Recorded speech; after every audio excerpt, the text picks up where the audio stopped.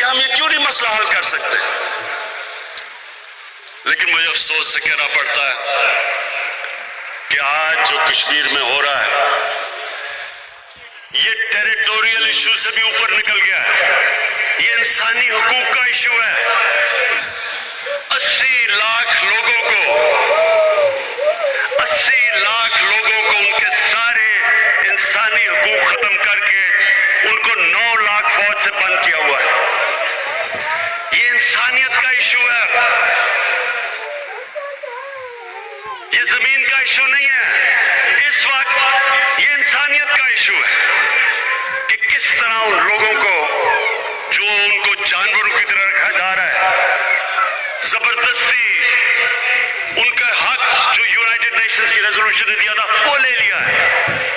کبھی اس طرح امن نہیں ہوگا اور اس کی وجہ سے سارے ہمارے تعلقات رک گئے ہیں۔ میں آج بھی کہتا ہوں کہ پرائم منسٹر مودی اگر یہ میری بات سن رہے ہیں، انصاف سے امن ہوتا ہے، نا انصافی سے انتشار پھیلتا ہے۔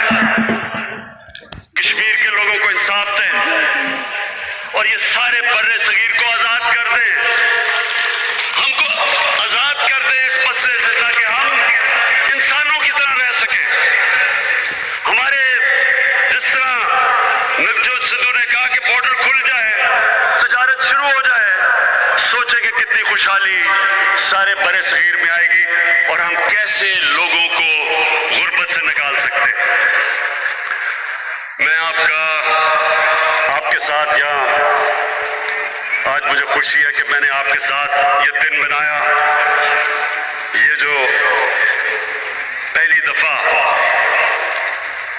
کشمیر ہندوستان سے لوگ آ سکتے ہیں یہاں کے، ان کے لیے ان کا مدینہ، ہم اندازہ لگا سکتے ہیں کہ آپ کو کس طرح کی آپ کے دل میں کس طرح کے تاثرات ہو رہے ہوں گے جو ہمارے دل میں ہوتے ہیں جب ہم مدینہ جاتے ہیں۔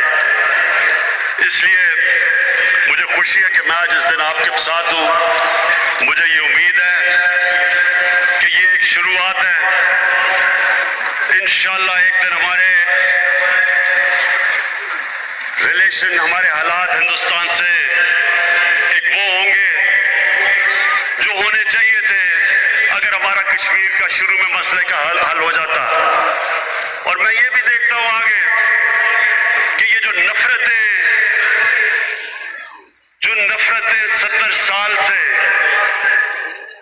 اس مسئلہ حل نہ ہونے کی وجہ سے بر صغیر میں رہا ہے، میں ایک دن دیکھ رہا ہوں کہ ہم بھی جس طرح فرانس اور جرمنی، انہوں نے کتنی جنگیں لڑی، کتنے کروڑ لوگ ایک دوسرے کے مرے، لیکن آج جا کے دیکھیں فرانس اور جرمنی کو، تجارت کرتے ہیں، بارڈر کھلے ہیں، خوشحالی ہے، کوئی سوچ بھی نہیں سکتا جنگ کا۔